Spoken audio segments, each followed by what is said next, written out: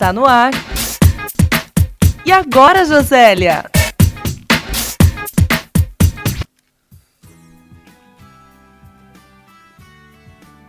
Olá, ouvinte da Rádio Web Uninter. Falamos com você de Curitiba, no Paraná. Eu sou Denise Becker e apresento mais uma edição do E Agora, Josélia. 2015 vai se despedindo e com ele o nosso programa também. Hoje estamos realizando a última edição do E Agora, Josélia deste ano. Estamos dando uma paradinha, final de ano letivo e das atividades do currículo aqui no curso de jornalismo do Centro Universitário Uninter e encerrando um ciclo. Foram diversos acontecimentos nesse ano de 2015, bem intensos inclusive. Você, ouvinte que nos acompanhou, que esteve conosco ouvindo os nossos programas, sabe que foram vários programas, foram 11 edições do E Agora, Josélia. Hoje é a 12ª edição. Para encerrarmos, então, o primeiro programa foi feito no mês de agosto, foi realizado em agosto de 2015. Então, fazendo um balanço, nós consideramos que temos desenvolvido de maneira muito dinâmica as atividades em relação ao programa de rádio. Eu espero que você que nos acompanha também pense assim. E com isso, lembrando você que tem os nossos canais. Você pode acessar o E Agora, Josélia no YouTube, no Facebook, no nosso blog e pode deixar a sua sugestão, a sua crítica, para que nós possamos oferecer a você um programa cada vez melhor. Para a conclusão desta última edição, não poderíamos deixar de conversar com o coordenador do curso de jornalismo aqui do Centro Universitário Uninter, que é o professor Guilherme Carvalho. Professor, boa tarde. Boa tarde, tudo bem? Tudo bem, e você? Tudo jóia. Tô ótimo, vamos aí para mais um bate-papo. Obrigado por ter aceito o nosso convite. Para você que não sabe, o curso de jornalismo da Uninter teve uma mudança, uma transição esse ano de coordenador. Tínhamos uma coordenadora anterior e ainda esse ano houve essa mudança para o professor Guilherme Carvalho. Para situar você que está na escuta, eu vou apresentar brevemente aqui o currículo do professor, para você saber com quem estamos falando. O professor Guilherme Carvalho é doutor pela Unesp e mestre em Sociologia pela Universidade Federal do Paraná. Possui pós-graduação em Comunicação, Cultura e Arte pela PUC do Paraná e graduação em Comunicação Social com habilitação em Jornalismo pela Universidade Estadual de Ponta Grossa. Tem experiência na área de comunicação, com ênfase em jornalismo sindical e na área de assessoria de imprensa. Foi presidente dos sindicatos jornalistas recentemente, gestão de 2012 e 2015, e atualmente ele é o professor e coordenador do curso aqui do Centro Universitário Uninter. E também é professor substituto da Universidade Federal do Paraná. Professor, primeiramente, o que é um coordenador de curso de graduação? Quais as suas atribuições? Eu sempre brinco, com as pessoas que me perguntam sobre o trabalho de coordenação, que eu estou coordenador, né? Só tem uma fala, não é minha, é do Mário Alencastro, que é coordenador de pesquisa. Quando perguntaram o cargo dele certa vez, eu presenciei ele falar, olha, eu estou coordenador, né? Não sou coordenador. Porque a minha verdadeira profissão, minha verdadeira função aqui é professor, né? E coordenador é uma atividade que exige uma atribuição muito forte em atividades administrativas, né? Gerenciais. Então é você pensar questões financeiras, gestão de pessoas, questões de documentação do curso, né? Quer dizer, é uma série de atribuições que não são necessariamente aquelas que a gente tinha em sala de aula, que é bem diferente, né? Que é o lidar diretamente com o aluno o tempo todo, né? Então, o que faz o coordenador basicamente é isso, né? A gente, na medida do possível, tenta cuidar para que o ambiente, de ensino, né? E as práticas de pesquisa e de extensão na universidade sejam as melhores possíveis. E aí né, tratar de fomentar as boas relações de trabalho entre professores, né, alunos e professores, na medida do possível suprir as deficiências que possam existir no curso, dificuldades que possam estar sendo geradas e obviamente, tentar orientar, né, tanto o aluno como os professores para que a gente tenha um ambiente o mais saudável possível para que vocês como alunos consigam render mais em sala de aula e que os professores também consigam mostrar o seu melhor em sala, né? Então acho que eu diria que o papel do coordenador seria esse, né? De fazer com que o ambiente seja o mais tranquilo, o mais adequado possível para que se tenha aqui um rendimento muito bom tanto dos alunos como dos professores. Na verdade, é uma mediação, né, que é feita o tempo todo entre professor, aluno e tentando solucionar também os problemas dos dois lados, né? Exatamente, né? E não só professor-aluno, mas também com outras instâncias dentro da própria instituição. Então, quer dizer, de algum modo a gente representa o curso perante a Escola de Negócios, né, que é dirigida pelo professor Elton Schneider. A gente representa o curso perante a reitoria, né, perante as pró-reitorias, né, de pesquisa ou as pró-reitorias de extensão, né, de graduação. Então, é um papel de representatividade também, né, de tentar trazer para dentro do curso aquilo que é política da instituição, mas também levar aquilo que nós temos como aspectos positivos para essas outras instâncias também. Pelo menos tenho tentado visualizar a minha atividade nesses aspectos, né? E como que tu assumiste a coordenação quando exatamente esse ano? Foi final de setembro. Final de setembro. A Nívia deixou o cargo e eu assumi final de setembro. A coordenadora anterior era a doutora Nívia Canalibona. E aí depois tu assumiste em setembro. E como tu tens te sentido coordenador? Como tem sido essa experiência para ti? Olha, a Nívia me enganou. Eu brinco com ela, porque ela dizia assim pra mim, não, vai lá, ser coordenador é bacana, é tranquilo, tarará, né? Vem com aquela história. E tô brincando, né? Ela falou que tinha muita coisa pra gente assumir, mas nesses aí, mais ou menos 2 meses e pouquinho que eu tô na coordenação, eu tenho aprendido muito, né? Porque é uma outra lógica de funcionamento, né? É também pensar a questão do processo de ensino e aprendizagem, mas numa outra perspectiva, que não é aquela de sala de aula, especificamente sala de aula, né? E aí tem um aprendizado muito legal nisso tudo, porque a gente passa a compreender um pouco melhor como é que se dão essas relações internas de uma instituição como a Uninter, alguns outros aspectos, uma outra percepção sobre o próprio curso, sobre os alunos e o papel do professor, que é totalmente diferente daquele que está só em sala de aula. Então, por quê? Porque você começa a ter uma visão do todo, de como que funciona o curso, de como acontecem as relações e muitas informações que eu não tinha acesso quando estava só em sala de aula. Então, por exemplo, como é que é a percepção do aluno sobre o trabalho daquele professor, o que foi legal que o professor fez, que vale a pena a gente reproduzir, por exemplo. Né, boas práticas, projetos. Então, é uma outra instância de atuação que te permite ter acesso a muita informação que eu não tinha como professor. Então, nesse sentido, é um baita do aprendizado, né? Mas eu também diria que é bastante trabalhoso, né? Essa é uma coisa que eu já estava meio que preparado, né? Porque eu já vinha acompanhando o trabalho da Nívia nos últimos tempos. Mas eu tenho percebido que você precisa ter um grau de organização muito alto para conseguir dar conta das coisas, porque realmente é um volume de trabalho gigantesco pequenas coisas, né, e grandes coisas que você tem que dar conta ao mesmo tempo. Então, ou demandas de curto, médio e longo prazo que tem que estar sendo tocadas o tempo todo, né? Aí eu tento me organizar na minha agenda, né, mas você é uma que sabe muito bem que às vezes eu não consigo dar conta de tudo, passa uma coisa ou outra e a gente vai tentando resolver.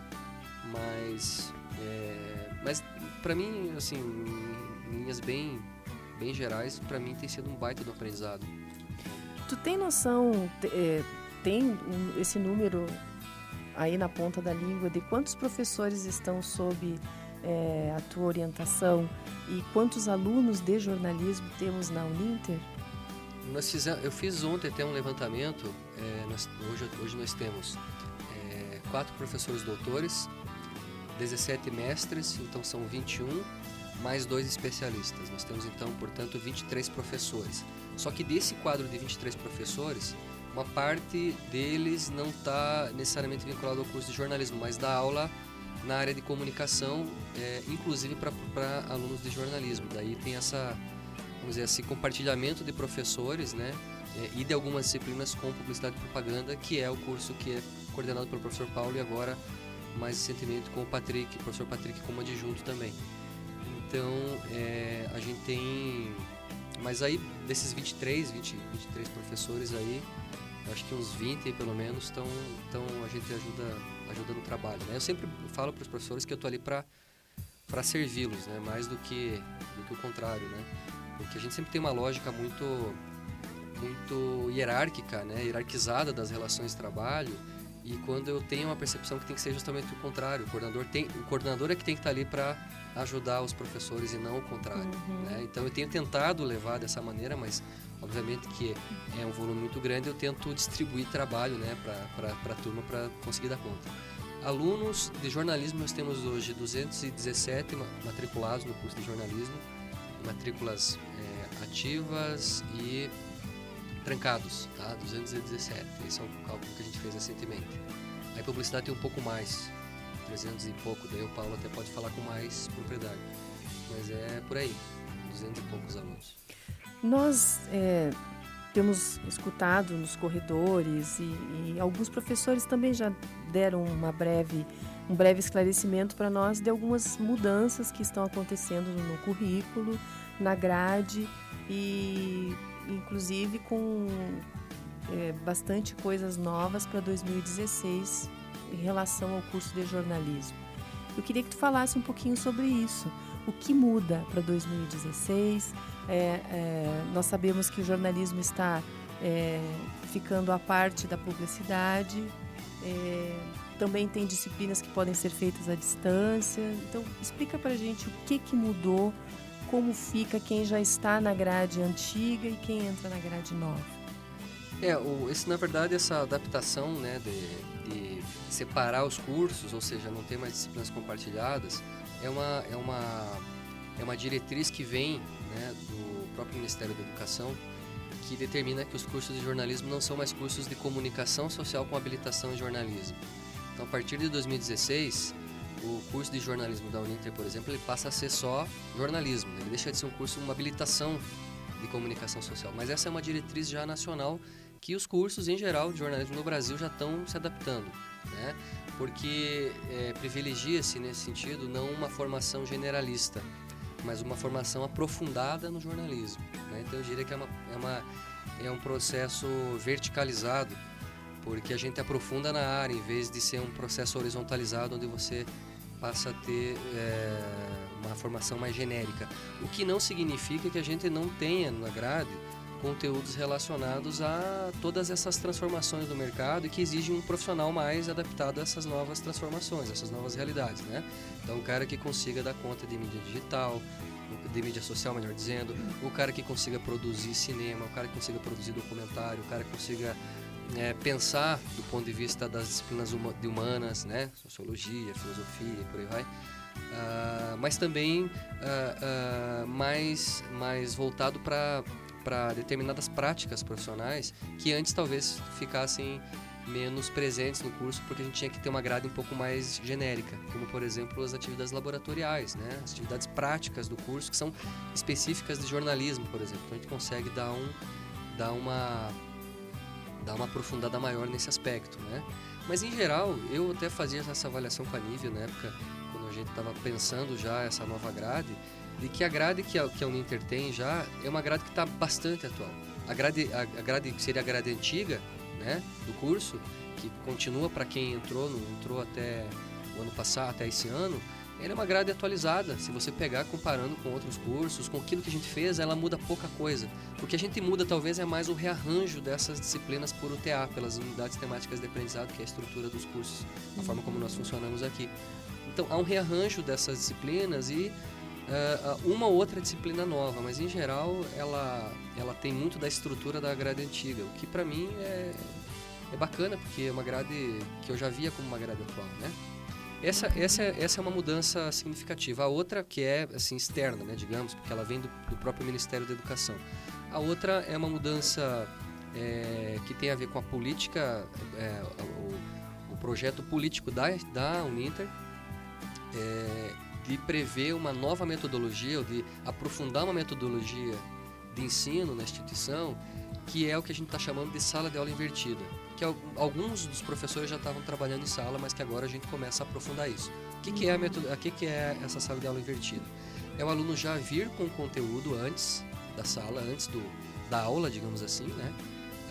E vir para aplicar, para praticar, né? Para o debate em sala de aula. Eu fazia, nas disciplinas que eu estava dando aqui, eu fazia muito isso. Dava um texto, dava um trabalho e tal, os alunos liam e a gente vinha para a sala de aula para debater. Qual é a vantagem disso? A vantagem é que, primeiro, você permite que o aluno exercite uma autonomia intelectual, porque ele passa a pensar com a cabeça dele as coisas a partir da leitura dele, sem que a gente precise ficar dando esquemas para o cara poder estudar, né? Que viram decoreba no final das contas. Mas então ele consegue exercitar essa autonomia intelectual e você não perde tempo. O cara já vem sabendo o que é o debate, qual é a proposta da aula, né?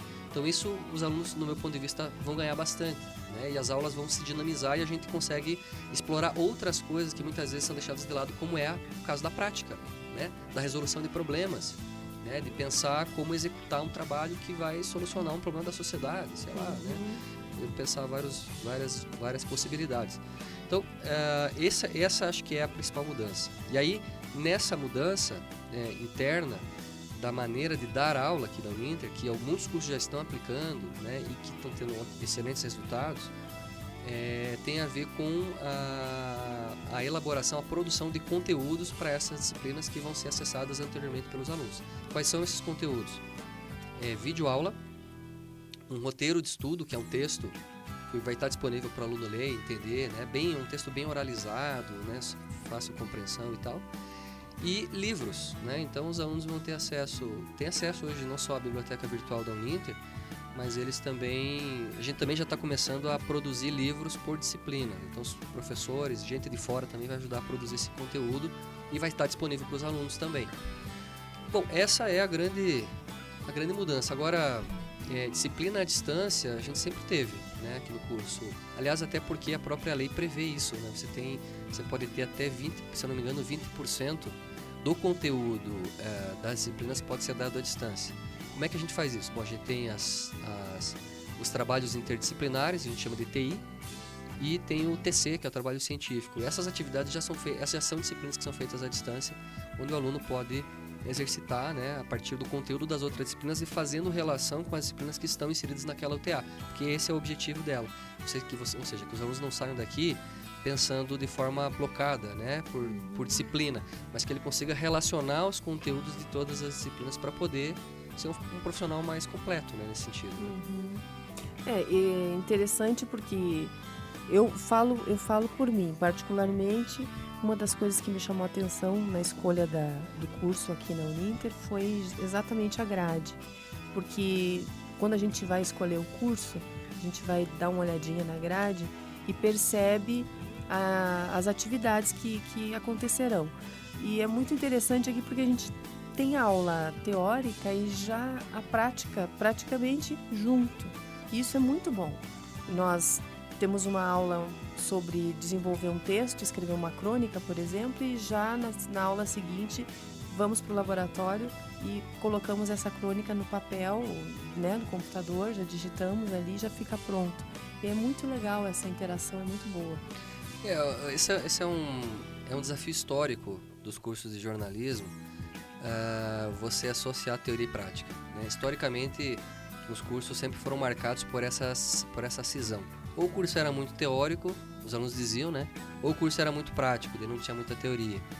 E quando tornava-se muito prático, ele se tornava muito técnico, né? Então não permitia ali uma reflexão crítica sobre a realidade e também não formava profissionais que pudessem pensar soluções, pudessem pensar problemas, eram só executores, né, digamos assim. Da mesma maneira, nos cursos muito teóricos, você tinha um distanciamento muito forte do perfil dos egressos em relação ao mercado. Então eram pessoas que não conseguiam atuar no jornalismo porque não tiveram acesso ao conteúdo prático. Esse debate, ele perdura ainda hoje, né, muito forte ainda no jornalismo, porque o perfil ainda, de certo modo, ainda é um pouco esse, né? Ou a universidade é muito prática ou é muito teórica. As novas diretrizes, no meu ponto de vista, avançam nesse sentido. As novas diretrizes curriculares de jornalismo, né? Foram aprovadas em 2013, passam a valer obrigatoriamente agora no começo de 2016. Porque ele está propondo ali justamente a relação entre teoria e prática, ou o que a gente chama de praxis, que é o dinamismo da teoria aplicada à prática e da prática que se utiliza da teoria para transformar a própria realidade. Né? Então, você fazer essa roda girar é que é fundamental, que é o que acontece já em algumas outras áreas de conhecimento e que permite que essas áreas de conhecimento tenham a relevância social que tem, como é o caso, por exemplo, do direito, da medicina, da engenharia, que você vê essa conversa muito viva, né, entre teoria e prática, enquanto que no jornalismo isso ainda parece que a gente ainda está engateando, mas é normal para uma área de conhecimento que tem aí 100 anos de existência, né? Como ciência, a comunicação mesmo, como ciência tem menos de 100 anos, o jornalismo, podemos dizer talvez 30 anos, 20 anos, né? Aliás, se está brigando ainda para ser reconhecido como uma ciência própria, né? Então, seria normal que a gente tivesse alguns problemas de maturidade nesse sentido. Mas eu acho que a gente está avançando. E aqui no curso, a intenção é justamente essa. Não só na grade e no conteúdo das disciplinas, mas também no perfil dos professores que estão dando aula aqui. Fica bem demarcado. A gente tem professores muito mercado aqui e professores muito teoria aqui. Né? E a ideia é fazer as duas coisas conversar para que a gente tenha... para que a gente consiga formar profissionais mais completos nesse sentido, né? Mais aptos à praxis. Né? Sim. Muito bom. Agora, eu quero conversar nesse momento, nesse segundo momento, eu quero falar com o Guilherme Carvalho, jornalista. Tá bom. Falamos com o coordenador, o professor, e agora com o jornalista, porque... Perguntas pessoais aí?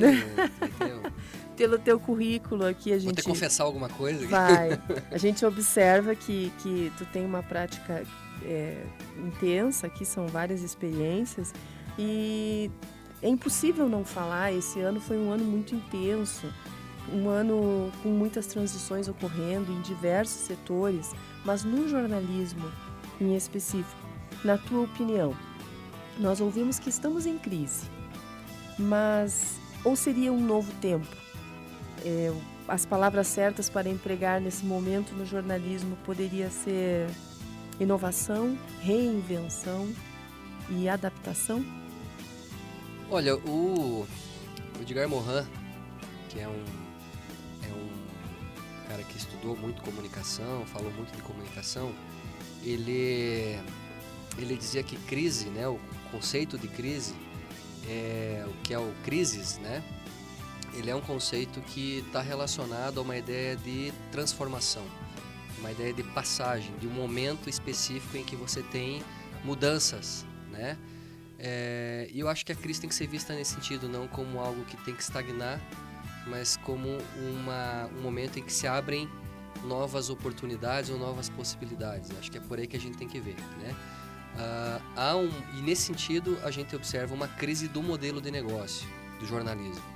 Há uma crise no sentido de que, bom, esse modelo de negócio ele tá sofrendo, né? Ele já não dá mais o mesmo rendimento, o mesmo faturamento que ele tinha um tempo atrás. Significa que nós não vamos mais ter o jornalismo, que nós não vamos mais ter um negócio de jornalismo? Não.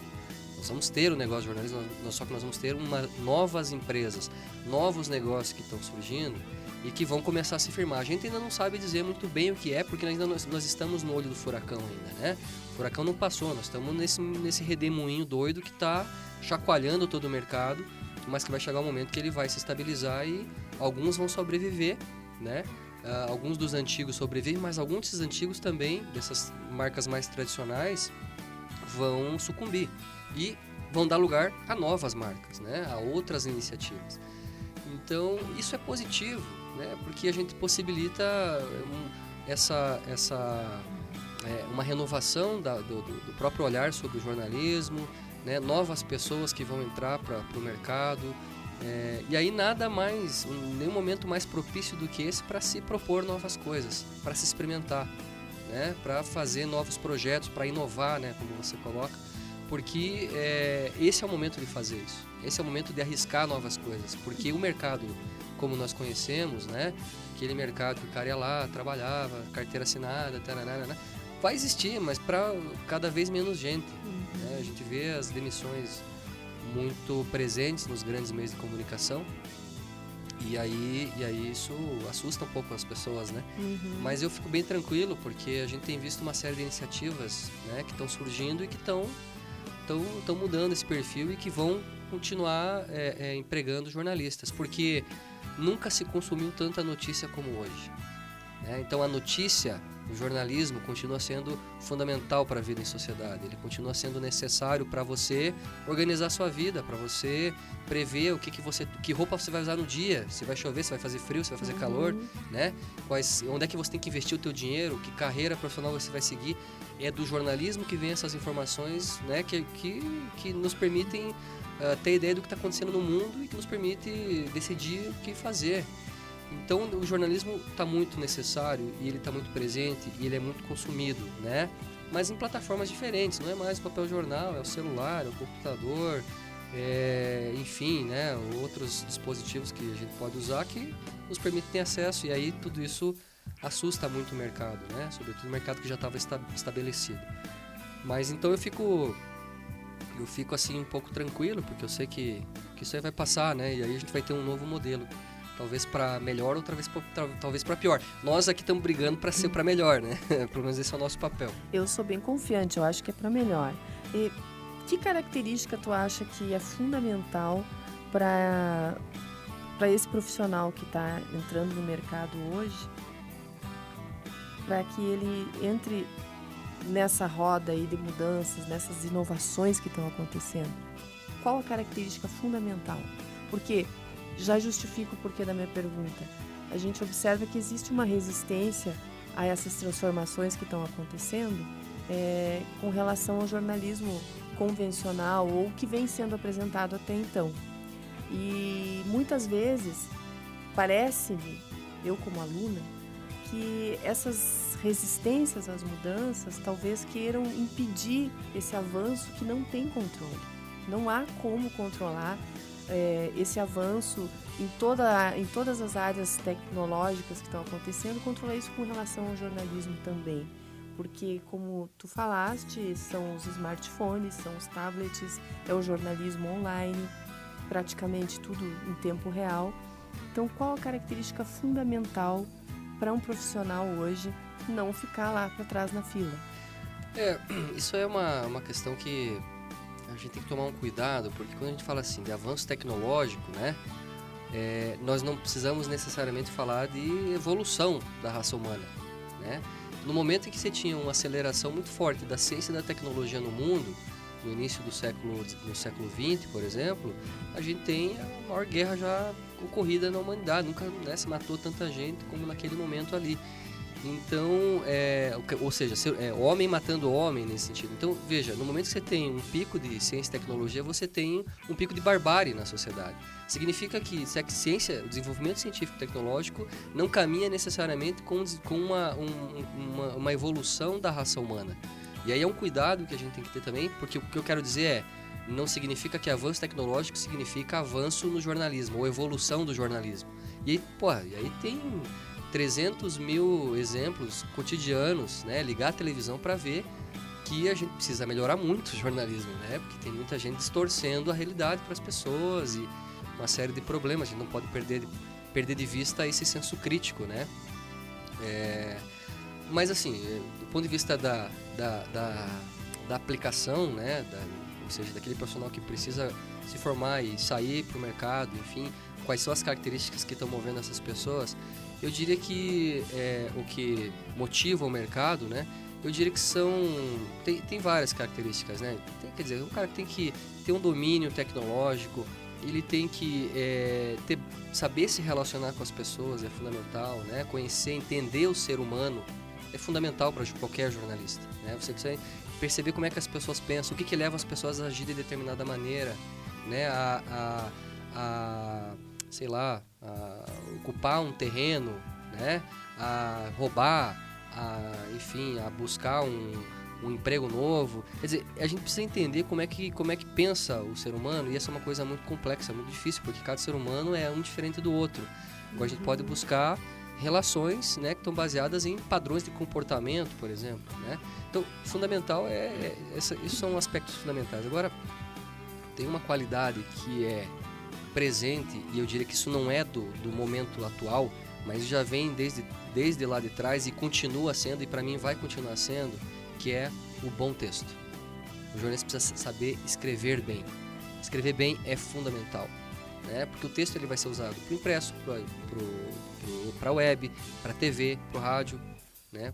Ou seja, você está com um roteiro aqui na minha frente, você teve que sentar, escrever esse texto, pensar, né? Então, esse texto adaptado à compreensão das pessoas, a uma boa reflexão, a coisas que façam sentido, né, que sejam compreensíveis para as pessoas, essa qualidade ela é insubstituível, né? A gente pode inventar computadores, máquinas que vão daqui a pouco algoritmos, né, que vão escrever textos, pequenos textos, né, sem precisar da intervenção humana nisso, mas a elaboração de um texto mais analítico, uma coisa mais aprofundada, não tem como substituir, né?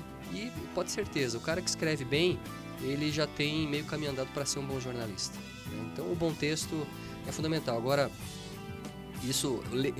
agora como é que a gente faz para ter o bom texto, né? Acho que essa pode ser a pergunta seguinte, é leitura, né? O jornalista precisa ler muita notícia, ler livros, ler literatura, ler romance, ler livros da área, livros mais científicos, livros acadêmicos, porque é isso que vai nos dar vocabulário, né? É o que vai nos dar raciocínio, velocidade de raciocínio, né? Que vai nos dar sensibilidade para certas coisas, referências que podem ser utilizadas em qualquer momento. Então, esses são aspectos fundamentais, né? Na minha graduação, eu lembro da minha aula inaugural da minha graduação lá na UPG, a gente recebeu uma palestra do Moacir Japiaçu, que era um jornalista na época, acho que ele estava trabalhando na TV Cultura, se eu não me engano, e ele disse assim: quem não lê, não pensa, quem não pensa, não escreve.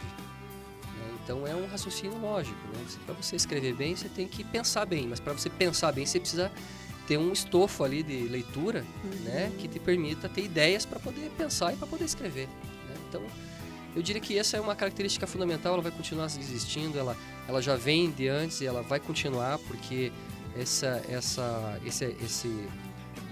esse conteúdo que a gente tem, ele não vem da máquina, né? Não adianta eu contar uma coisa para você, a percepção que você tem é uma, mas quando você lê o conteúdo, aquilo fica retido na tua mente, né?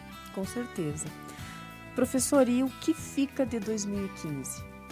Para ti, rapidamente um balanço. 2015 para ti foi um ano muito legal, de muito aprendizado, né? Muita correria também, né? Meu Deus do céu. Foi puxado, foi um ano puxado, mas sempre com esforço vem também o conhecimento, né? Porque a gente acaba tendo acesso a muita coisa, tendo que dar conta de muitas coisas. Então, foi um ano proveitoso para mim, né? Eu queria, lógico, a gente nunca está satisfeito, porque eu queria ter produzido muito mais, queria ter publicado muito mais artigos, né? Ter me associado a algum trabalho que resultasse num livro, quem sabe, né? Mas é sempre bom a gente traçar as nossas metas e às vezes elas são meio impossíveis, né? E não significa que a gente vai atingir toda a meta, mas quando a gente chega no final do ano e olha para trás, a gente vê o quanto a gente percorreu e é isso que vale, no final das contas, né? Então, lógico, tem que ter objetivos, mas tem que olhar para trás também e depois verificar o que você avançou e aí fazer um balanço, né? Eu acho que das coisas que eu pretendia para 2015, muita coisa se concretizou. não pretendia ser coordenador de curso, né, por exemplo. Eu preferia, talvez, estar em sala de aula. Mas como desafio, ele é um baita do aprendizado, né? Então, vale a pena também. E, bom, meu balanço é esse, né? Agora, na vida pessoal, tá tudo muito bom, assim. Tem um piazinho, né, que tá bem bagunceiro e tal. Hoje aprontou umas comigo lá, mas tudo bem. Professor, e 2016? Quais as perspectivas para nós aqui na Uninter, como no curso de jornalismo, e as tuas perspectivas para 2016? Eu estou muito otimista, estou entusiasmado, assim. Estou, claro, cansado no final de ano, é assim mesmo, mas eu estou muito entusiasmado porque a gente tem uma série de projetos aí, né, e a gente tem um bom corpo docente que está empenhado em fazer as coisas acontecerem. Isso é fundamental, né? E eu tenho percebido também dos próprios alunos uma motivação para fazer determinadas coisas. Eu recebi agora, no final do ano, uma série de propostas de projeto de extensão para serem tocados ano que vem, né? Tem quase 20 projetos de TV, rádio, internet e tal.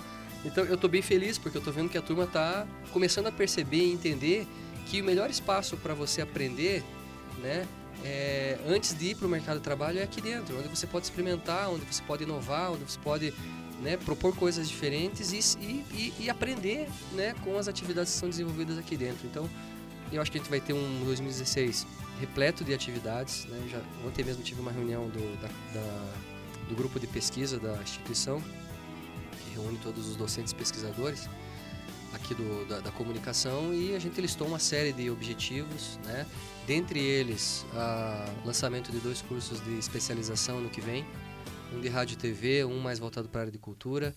Nós temos propostas de cursos tecnológicos também para o ano que vem, né? Futuramente um mestrado.